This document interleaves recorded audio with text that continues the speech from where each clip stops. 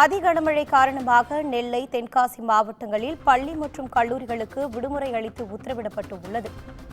வங்கக்கடலில் புயல் உருவாக வாய்ப்பு உள்ளதால் மீனவர்கள் கரை திரும்ப வேண்டும் என்று வானிலை மையம் எச்சரிக்கை விடுத்துள்ளது. இது குறித்தான கூடுதல் தகவலோடு இணைகிறார் எமது செய்தியாளர் சரவணன். வணக்கம் சரவணன். வணக்கம் இனிதா.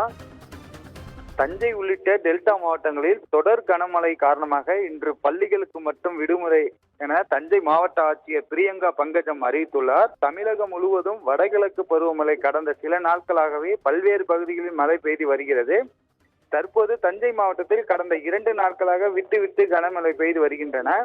நேற்று காலை தஞ்சை மாவட்டத்தில் தஞ்சை, திருவையார், பட்டுக்கோட்டை, பேராவூரணி, ஒரத்தநாடு, அம்மாப்பேட்டை உள்ளிட்ட மாவட்டம் முழுவதும் தொடங்கிய கனமழை தற்போது வரை இடைவிடாமல் பெய்து வருவதால் பொதுமக்களின் இயல்பு வாழ்க்கை கடுமையாக பாதிக்கப்பட்டுள்ளது. வாகன ஓட்டிகளும் முகப்பு விளக்கை எரியவிட்டவாறே வாகனங்களை இயக்கி வருகின்றன.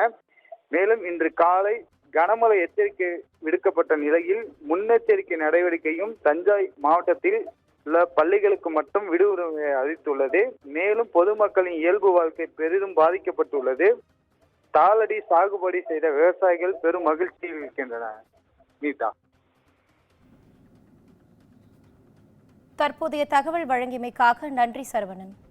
இது குறித்தான கூடுதல் தகவல்களை வழங்குவதற்காக இணைகிறார் எமது செய்தியாளர் கிருஷ்ணமூர்த்தி. வணக்கம் கிருஷ்ணமூர்த்தி. கனமழை காரணமாக எச்சரிக்கை விடுக்கப்பட்டு உள்ளது. அது மட்டுமில்லாமல் புயல் உருவாக வாய்ப்பு உள்ளதாக தகவலும் வெளியாகி இருக்கிறது. அதை பற்றி கூடுதல் தகவல்களை வழங்கலாம். நிச்சயமாக கரூர் மாவட்டத்தில் கடந்த 2 நாட்களாக விட்டுவிட்டு மழையானது பெய்து வருவதன் காரணமாக கரூர் மாவட்ட ஆட்சியர் தங்கவேல் பள்ளிகளுக்கு மட்டும் விடுமுறை அளித்துள்ளார்.